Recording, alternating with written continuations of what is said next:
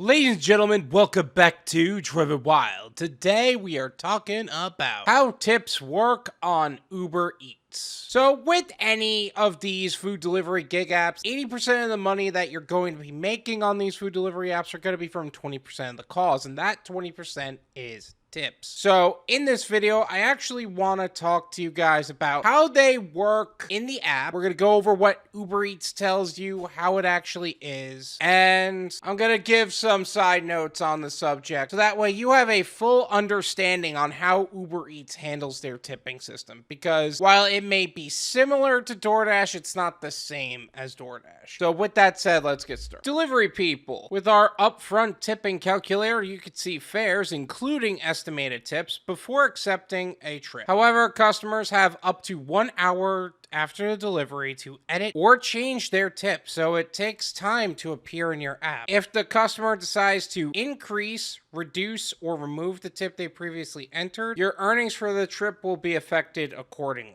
So they're just outright slapping you in the face with that. That's great. There was actually a lot to unpack there, so let's go over each line. With our upfront tipping calculator, you could see fares, including estimated tips, before accepting a trip. So the acceptance screen is going to look like the earnings you're going to receive for the order, the amount of miles you're going to be driving, the route that you're going to be taking based on the Uber Eats GPS system, the restaurant you're going to be picking up from, and everything in between on the subject. Based on that, you're going to have 15 seconds, assumingly, to decide whether or not you want to accept or decline that order. However, customers have up to 1 hour after the delivery to edit or change their tip, so it takes time to appear in your app. So the customers have an hour, you'll get it in your app around 90 minutes after. That doesn't mean they tip baited you right away, and I'll go into what tip baiting is later. What's gonna happen is that you're going to receive the base pay and the promo pay immediately. And after 90 minutes, the tips will then enter your account.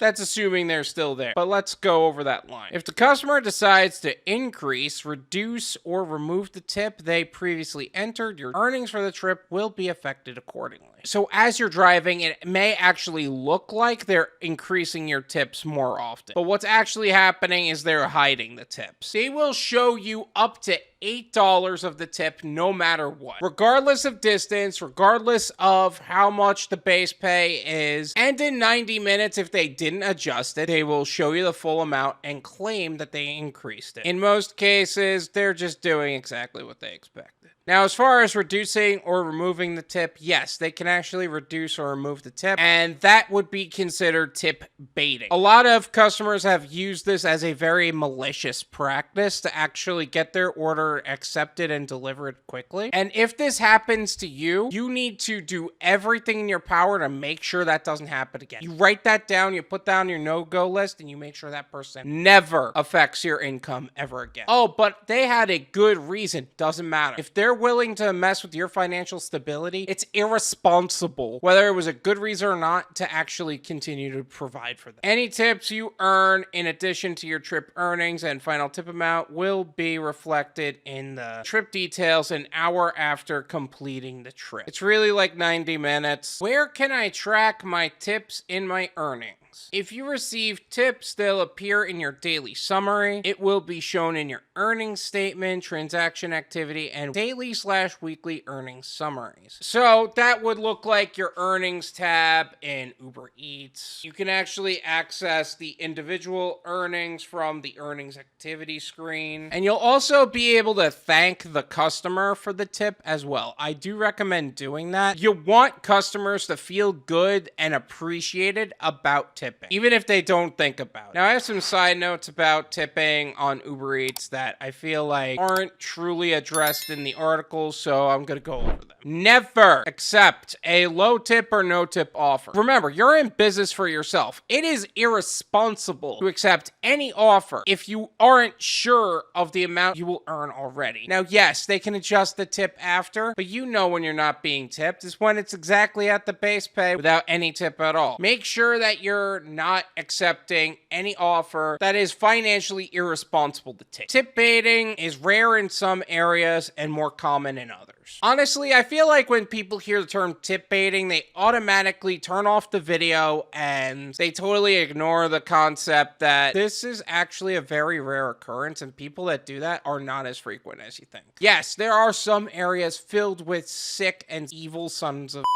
they're not as common as people make it out to be. You see them on Facebook pages all the time, and Reddit, and Twitter, and whatever. But most people are going to go on the internet to complain anyway.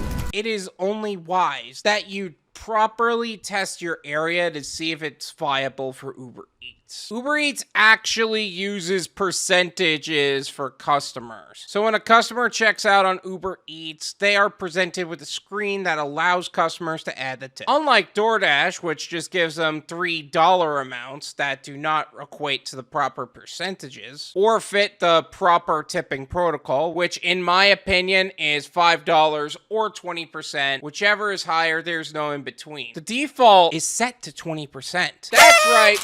That's right. The one thing that I kept saying about tips is properly applied on Uber Eats.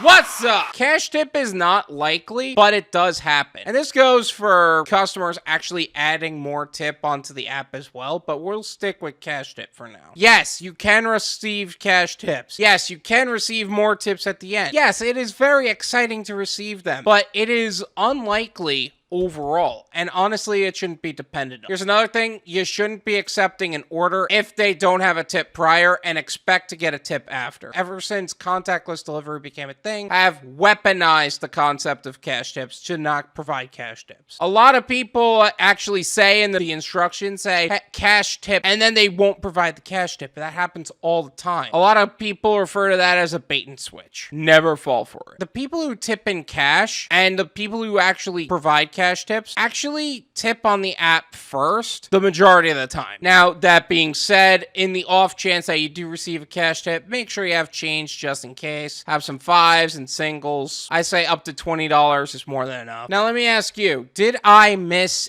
anything? Let me know in the comments below. Let's make sure all of the new Uber Eats drivers that want to know about the tipping system on Uber Eats knows exactly what to expect. Thank you so much for watching. I really appreciate it. As always, make sure to hit the like button, subscribe if you're new, and I'll see you guys next time. Peace!